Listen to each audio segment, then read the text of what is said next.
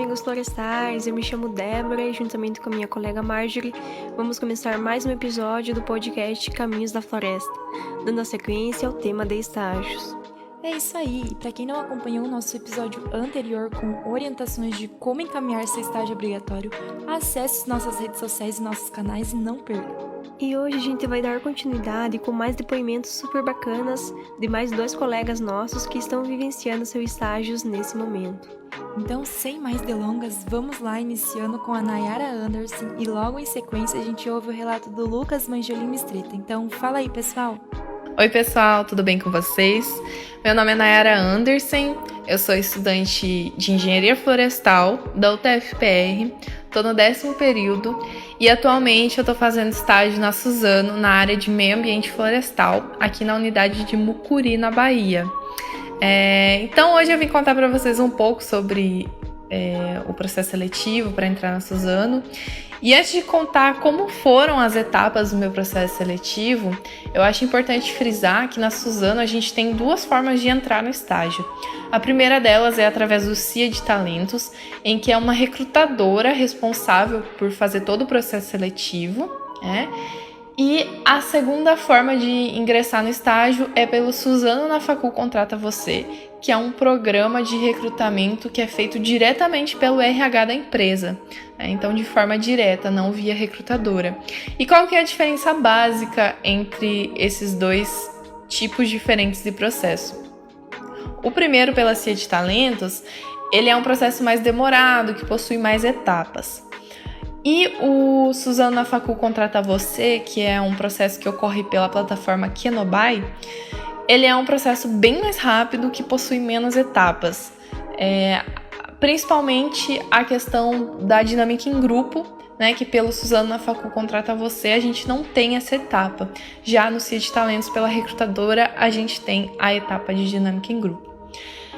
Então, como é que funcionou? Eu entrei pelo Suzano na Facul Contrata Você, me inscrevi pela plataforma do Kenobi, que geralmente você encontra diretamente as oportunidades desse site, você encontra ou no Kenobi ou diretamente no site da Suzano, nas vagas. E sobre as etapas, então, do processo seletivo.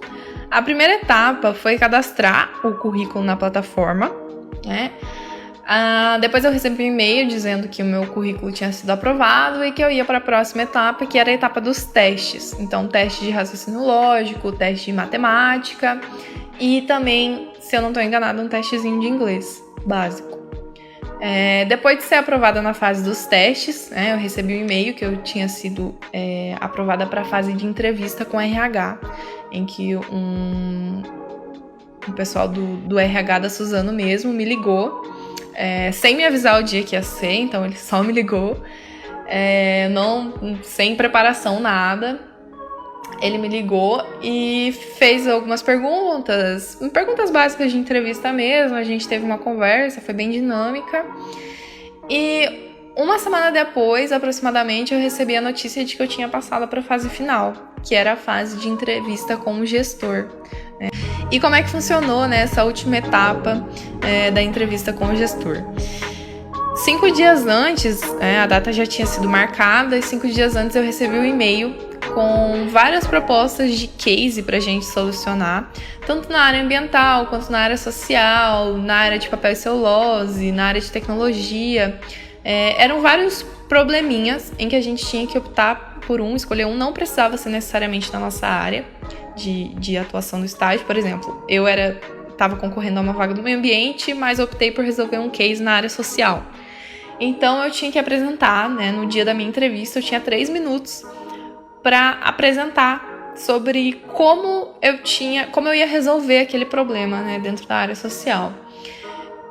Também precisava levar para eles uma apresentação pessoal de 3 minutos no máximo, contando sobre mim, e eu tinha que ser o mais criativo possível. Podia ser em forma de vídeo, podia ser em forma de slide, podia ser com meme, podia ser eu falando, podia ser qualquer forma, Eu tinha que fazer essa apresentação pessoal em 3 minutos. A minha apresentação pessoal foi feita por vídeo, Eu fiz um vídeo, montei um videozinho de 3 minutos e apresentei no dia.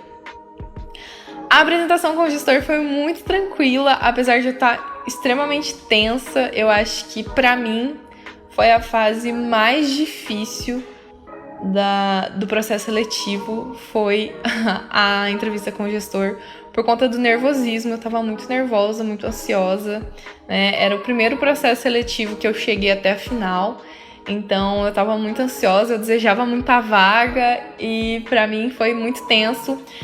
Então, durante a graduação eu participei de alguns processos seletivos, tipo o PET, né? E eu nunca me dei bem nesses processos seletivos. Eu sempre ficava numa colocação muito ruim por conta das entrevistas. E quando eu fui estudar para um processo seletivo, eu descobri a chave que eu não tinha, né? Que me fez ir muito mal em todos os processos seletivos até então, que era a questão do autoconhecimento. Então, se hoje eu fosse dar uma dica para o pessoal que está ingressando aí na universidade, que está pensando em passar por entrevistas de emprego, de estágio, enfim. E não só para isso, eu acho que mudou um pouco a minha vida, esse tempo que eu separei para me autoconhecer, né, para estudar um pouco sobre mim, porque quando você vai vender o seu peixe numa entrevista, você precisa se conhecer melhor que ninguém, você precisa mostrar para eles que você é o que eles precisam. Então, o autoconhecimento é importantíssimo, importantíssimo mesmo.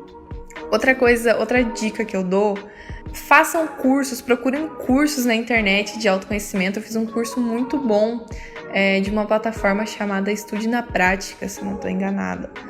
Curso de autoconhecimento maravilhoso, que assim, foi um mês de curso que mudou a minha percepção sobre mim. E é interessantíssimo, ajuda muito você se estudar, você fazer perguntas e lembrar de momentos, né? Você pesquisar perguntas que são feitas nas entrevistas, você vai ver que é muito perguntas sobre situações que você já viveu, sobre coisas da sua vida, fale um pouco sobre você. É você se estudar. Foram assim, eu passei uns 2 ou 3 meses, que eu lembro que a gente tava aí na época da pandemia, no início da pandemia, eu tava em casa sem estudar e tal. Foram 3 meses me estudando e isso me ajudou muito a chegar lá, muito mesmo. Se eu não tivesse isso, eu não teria preparação nenhuma, ia ser um desastre, que nem os processos seletivos que eu prestei na universidade, né? Então, autoconhecimento é a chave. Outra coisa também que é muito importante na hora de você se preparar para um processo seletivo é conhecer a empresa e também conhecer o que a empresa está buscando naquela vaga. É sempre muito importante você ir na descrição da vaga e ver se as qualidades que eles estão buscando você consegue encontrar em você, não necessariamente todas, mas que exista alguma conexão em você, o que você é, com o que eles estão procurando, porque isso vai ser essencial para você ser escolhido, né? E sempre focar muito na hora de falar de você, focar em trazer para eles o que eles estão procurando, entendeu? Eles estão procurando uma pessoa comunicativa, então junta tudo na sua vida que você fez que mostra que você é uma pessoa comunicativa e mostra pra eles, entendeu? Que é isso que eles querem saber. Eles querem provas de que você disse a verdade. Eu disse que eu sou comunicativa, mas por que você é comunicativa? Então mostra pra eles o porquê que você tem aquela característica que interessa a eles. Isso é muito bom e é essencial. Então, pessoal, foca nessas 3 coisas. Autoconhecimento, eu acho que é a grande e maior chave de todas. Segundo, conhecer bem a empresa, né? Saber falar sobre o local que você quer, por que você quer fazer parte daquele local. Então, para isso, é importante você conhecer sobre a empresa. E terceiro, saber se a vaga que você está se candidatando tem match, se ela combina com você. Olá a todos os ouvintes, me chamo Lucas Manjolin Mistreta, sou acadêmico do 10º período de Engenharia Florestal na UTFPR, no campus Dois Vizinhos, e sou natural do município de São Manuel, no interior de São Paulo, mas atualmente eu moro em Salto, também no interior de São Paulo, pois estou estagiando na empresa Eucatex, na área de planejamento e geoprocessamento florestal. Bom, então antes de eu começar a falar um pouco sobre o processo seletivo do meu estágio, eu gostaria de agradecer ao pessoal do projeto Podcast Florestal pela oportunidade de estar participando dessa ideia bacana e bastante informativa que divulga as experiências florestais. É um prazer estar participando como convidado de vocês. Bom, então para mim começar então a falar um pouco do processo seletivo do meu estágio, eu gostaria de falar da primeira etapa, que eu classifico como primeira etapa, que é o envio do currículo vitae. Já nessa etapa eu tomei bastante cuidado na hora de enviar o currículo, de forma que eu proporcionasse ali para a pessoa que estariam fazendo a análise desses currículos características que eu julguei necessárias para estar concorrendo com essa vaga. Então eu procurei destacar alguns pontos fortes que eu achei que faria total diferença naquela vaga. E antes de eu ter enviado esse currículo, eu participei de um curso online de geração de currículos para processos seletivos, né? E eu tive uma orientação muito boa ali através desse curso, então eu acho que cada um que tem a oportunidade de fazer deve fazer esse curso, porque ele ajuda muito e faz total diferença ali na hora de análise do currículo, porque ali eles já desclassificam muitos candidatos, né? Então eu julgo como primeira etapa ter feito esse currículo de forma sucinta e destacando essas características essenciais para a disputa da vaga, né? Bom, então após o envio do currículo, após alguns dias eles me ligaram, me comunicando que eu tinha passado para a próxima etapa, que foi então uma entrevista via Skype, onde os recrutadores que estavam ali me fizeram perguntas de cunho técnico para aquela disputa da determinada vaga, que no caso era uma vaga de geoprocessamento e planejamento florestal.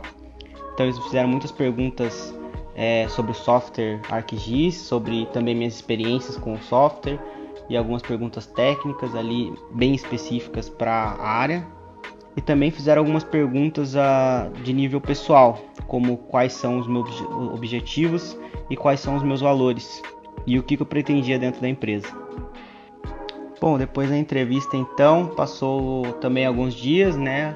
Eu já estava meio que sem esperança, porque estava demorando para ter um retorno.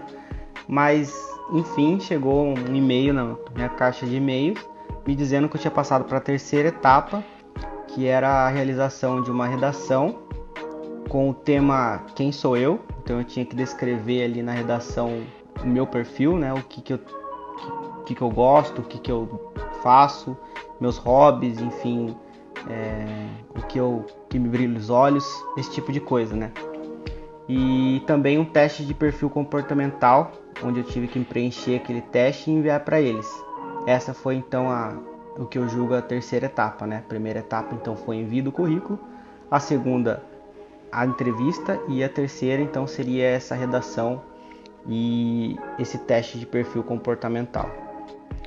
Bom, então depois novamente passaram cerca de uma semana e eu fui informado via e-mail também que eu tinha passado para a última etapa, para a quarta etapa, que era a realização de um desafio onde eu tinha que criar 2 mapas de uma das fazendas da Eucatex, um de uso e ocupação do solo e um de declividade.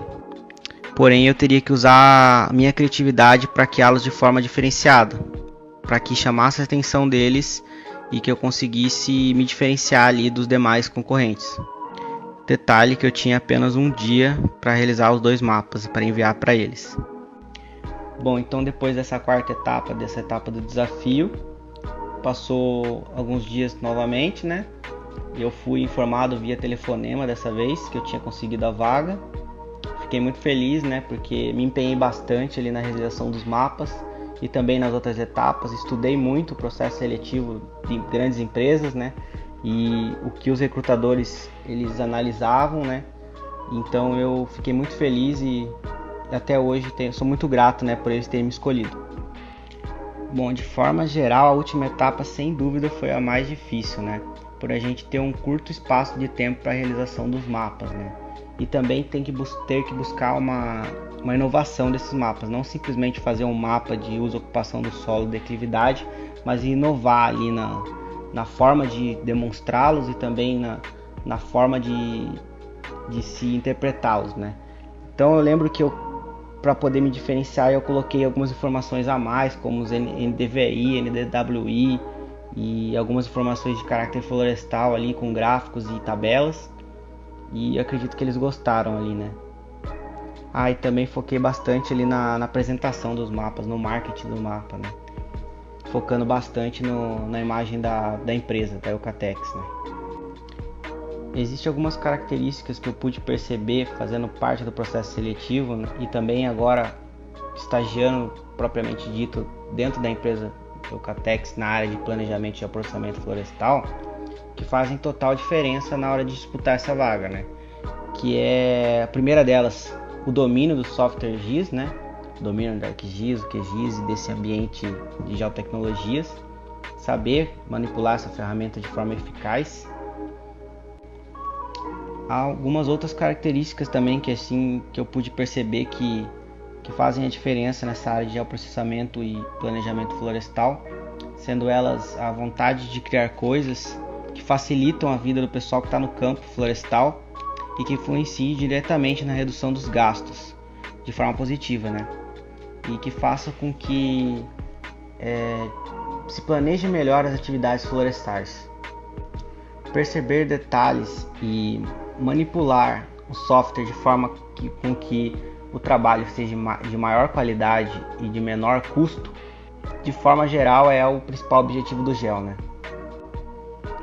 Além de todas essas características que eu mencionei anteriormente, existem outras características que são igualmente importantes e que, graças a Deus, eu tive a oportunidade de desenvolvê-las dentro da universidade e também nas minhas experiências de vida e de trabalho, sendo elas o trabalho em equipe, né, que é um dos pontos mais importantes no ambiente corporativo, o contato com o mercado florestal e a perseverança de nunca desistir dos seus objetivos e ter a proatividade de sempre estar criando coisa e nunca ficando parado, né? A minha dica é que, para se desenvolver alguma dessas características dentro da universidade, existem alguns meios que você pode estar frequentando, sendo eles empresas júnior, projetos de extensão, projetos de pesquisas ou qualquer grupo que você trabalhe em equipe. Além disso, participar de estágios voluntários extracurriculares também são um meio de você aprimorar seu conhecimento técnico e também ter um maior contato com o mercado florestal. Então eu diria que é uma forma muito válida de você aprender novas coisas e aprimorar as coisas que você aprendeu na universidade. Acredito que isso engrandece muito o profissional de engenharia florestal ou qualquer outro profissional que venha fazer um estágio de forma voluntária. A outra coisa também que é legal destacar é que, no meu caso, na área de gel, muitas das coisas que me fizeram entrar na vaga de gel eu aprendi na universidade, é claro, porém algumas delas eu aprendi durante o meu período extra-universidade, buscando cursos online gratuitos do software ArcGIS, no caso, e também de gel, na forma geral, censuramento remoto e todas as técnicas que envolvem o geoprocessamento. Então eu procurei sempre estudar ali a mais em algum período que eu tinha de sobra ali, extra faculdade. Sei que é difícil, não é fácil, mas se você tem uma área de interesse, isso faz total diferença na hora de você concorrer a uma vaga. Não só na área de gel, mas qualquer outra área florestal, né? Você dominar um pouco mais o assunto, você vai ter um pé a mais ali na frente dos outros candidatos. Enfim, então, para finalizar, eu agradeço novamente ao pessoal do podcast Florestal.